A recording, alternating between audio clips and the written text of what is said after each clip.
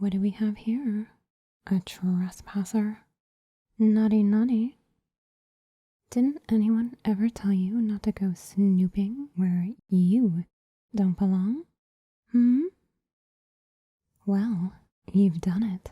Congratulations. You have located the mad scientist of Sleep's laboratory, and now Dr. Whispaw will have you as her first test subject.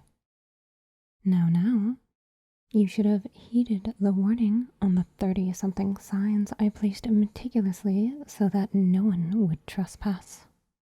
Or perhaps you should have just been more careful in not falling into any of my traps.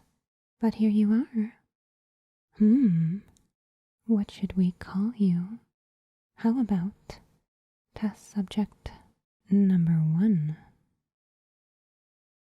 Don't worry, I'll make sure you get some good rest. After all, you deserve it for snooping. Wait, you weren't snooping? Really? Well, then, what are you doing out here? You are looking for directions? There are like 30 signs that say don't go this way. You know that, right? I mean, well, because there are signs that warn about the booby traps too. What do you think, I just lay booby traps all around? I don't want anyone getting hurt. Mad scientist insurance is expensive enough. So, wait a minute. You don't know who I am. You've never heard of me, have you? Well, this is kind of embarrassing. You know, you could have told me this before I started monologuing. Oh, it doesn't matter anyway. You're still gonna be my first test subject. Test subject number 1. Shh, hush, hush. Don't say another word. Just let me try out my concoctions on you. Okay, cutie? After all, you look a bit tied up at the moment, so you might be here a while.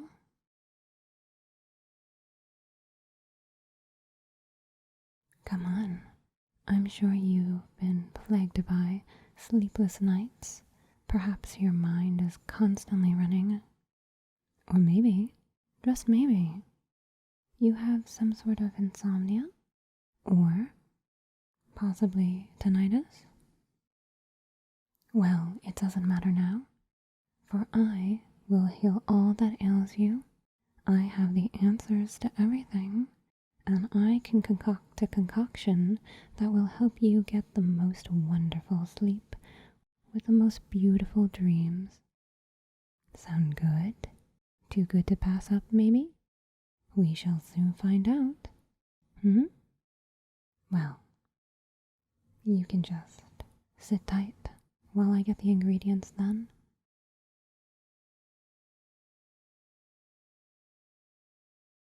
You are messing with me, though. You were looking for me, right?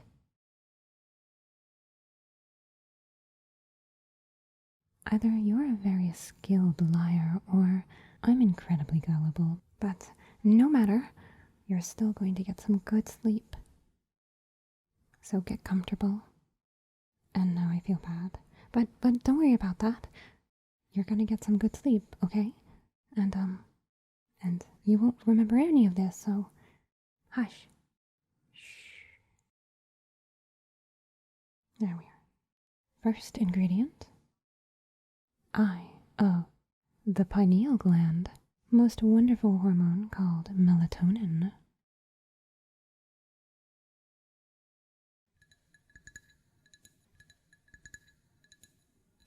Now you just sit back and have a listen.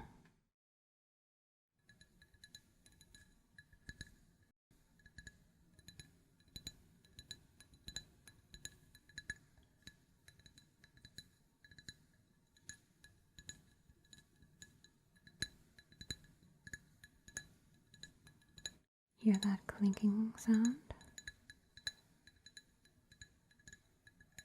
If this doesn't lull you to sleep, my concoction certainly will.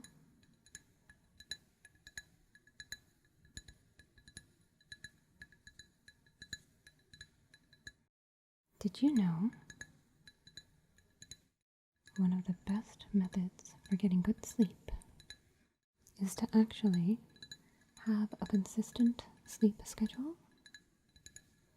Or rather, your sleep schedule that you do not break. That alone will help you sleep a lot better when you go to bed and wake up around the same time every day. Let's just get all these air bubbles out. This is pure extractive melatonin after all. It's a little bit tricky.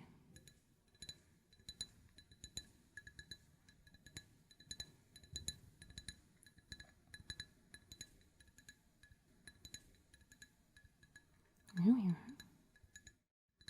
On top of having a very good sleep schedule, you should also try and get your daily dose of sunlight each day. Exposure to the sunlight actually helps us in that it triggers the brain when there is no sunlight to start producing all the hormones that you need in order to get a satisfying night of rest.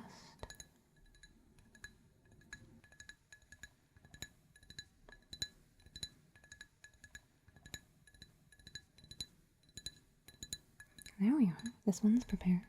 Let's add it to the done pile.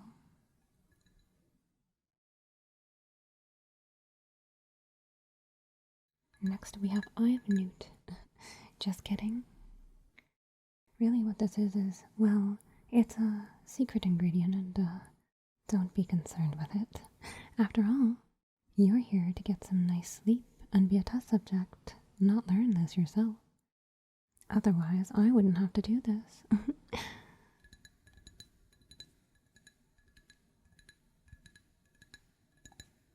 Oh, and speaking of getting some outside fresh air and sunlight every day, you should also try about a half hour to an hour before bed. Make sure that you are not exposed to any blue light.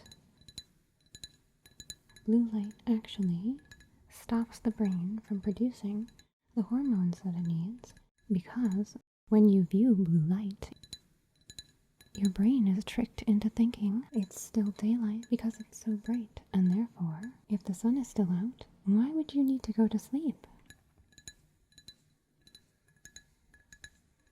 So you should basically turn off anything you can, or if you are one of those who likes to watch ASMR in bed, what you should do is use one of those applications that turns your phone's color to more of a warm yellowy or orange color. That way, your brain is tricked into thinking it's sunset, or perhaps that you're doing this by candlelight, and it will have an easier time helping you get to sleep. There we are. This one's all good to go.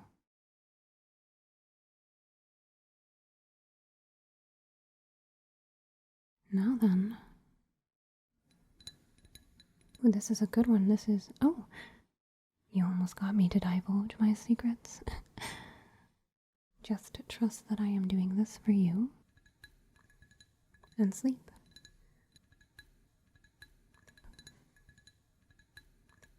So let's see. We've covered sleep schedules and how to turn down the lighting on your surroundings so as to give you a nice sleep. Another thing you can do is get yourself a good set of blackout shades. That way, if you live in a sitting setting or anywhere that there's an abundance of light, perhaps street lamps, loud flashy cars going by, or maybe you just want to sleep in one of these days.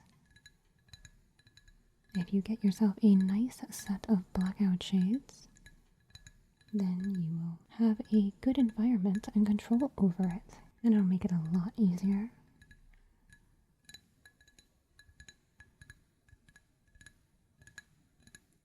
Yes. Control over one's environment is half the battle, after all. I would suppose a larger chunk of the controlled elements that you're lacking in order to get a good night's sleep is our constantly running minds. After all, we are creatures of thought and sentience and wonderment, so a good way to clear your mind at the end of a long day. Sorry, I didn't mean to get so close there. A good way to clear your mind is to keep a journal near your bed. And before you go to sleep every night, I would like you to, well, if you can remember this at the end, write down all of the things from your day that are plaguing your thoughts in a nice list. That way, they will leave your mind, and if you so choose to, you can always check that list in the morning for what to think of next.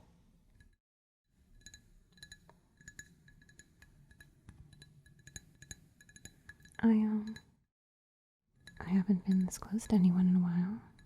I mean, being in a hidden laboratory at the edge of the woods with 30 signs on not trespassing that people should heed the warnings of gets kind of lonely, so it's nice to be with someone so cute. And it kind of helps that, well, if you don't mind me saying so, you're nice to be around. But stop distracting me. I have to make this concoction. Now then, where were we?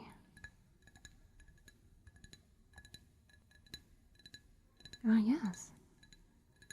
You should also try and avoid eating at least 3 hours before you intend to go to bed. This includes drinking, especially caffeine, and all of those sugary drinks. You know the ones I'm talking about. Those things really mess up your sleep schedule, more than many understand or realize. But regardless of what you choose to do, eating or drink-wise, you do, or you must eat, because you had a very long day and it was stressful. Trust me, I know how that is.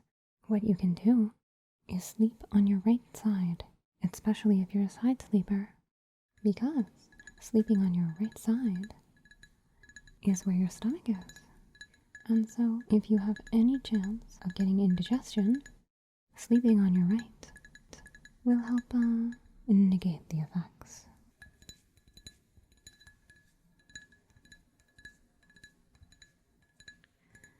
I do wonder, which side is your preferred sleeping position? Are you perhaps a side sleeper, a back sleeper, or maybe the illustrious tummy sleeper? I'm just kidding. Any way you sleep is fine, as long as you don't block your airways and you have the proper, comfortable environment to sleep in. Comfort is incredibly important, especially when it comes to sleep. Which brings us to our next sleeping tip. Goodness, I hope you remember any of these. Can't promise you will after this concoction, though. But, hey, can't say I didn't try. Anyway, our next sleep tip. Oh, hang on. I have to get the next file.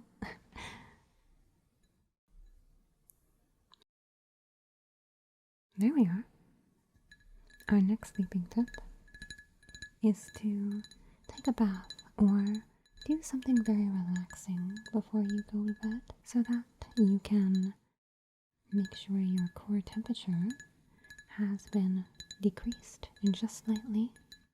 Decreasing your core temperature forces your body to go into a hibernation-like state and really does help with the sleep.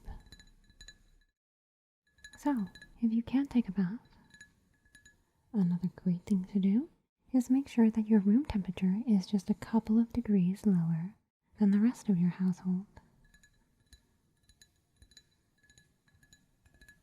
Oh, and make sure you're wearing the appropriate attire to bed. For example, nice comfortable cotton pajamas usually do the trick. Oh, and nice sheets. Hey, by the way, pillowcases should be cleaned at least once a week. At least. When's the last time you washed your pillowcase, huh? You know what? Don't answer that. And your sheets should be done at least once a week, too. And you should make sure you wash them when you get out of here. I mean, if I let you go, that is. You are swiftly becoming my favorite test subject. So wonderful and cute, and listening so patiently to all of my sleep tips. I do hope you don't forget them when you're gone from here. But we'll see.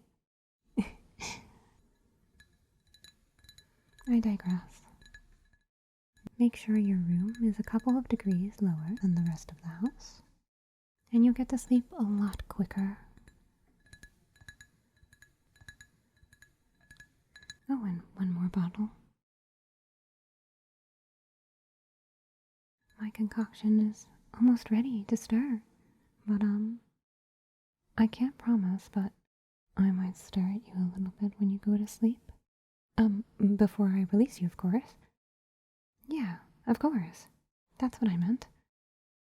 Anyway, let's tap this one.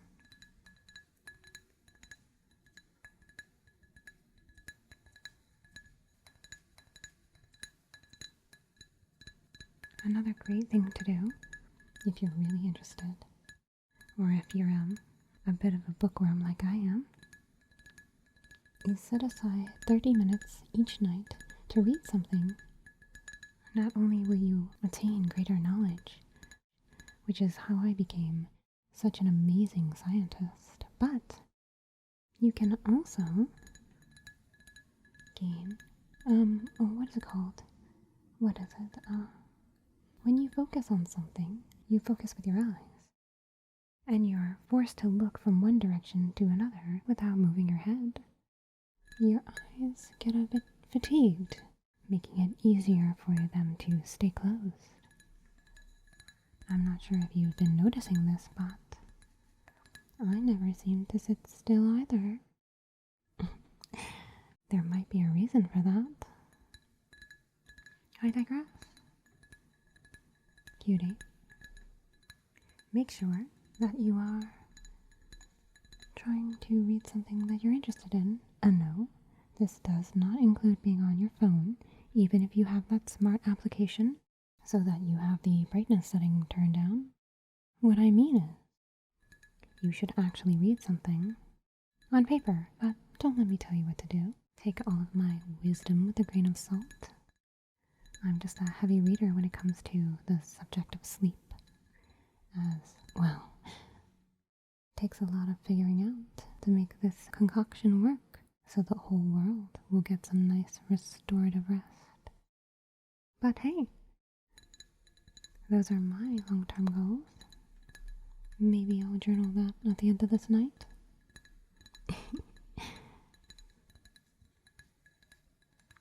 Ah, there we are. Well, the carbonation is out, and all the items are ready. Now then, let me just mix this all together, and you're gonna get such a good night's sleep. I envy you. Well, it was nice knowing you, cutie. And hey, ignore the no trespassing signs next time. I'd love to see you again. Until then, sweet dreams.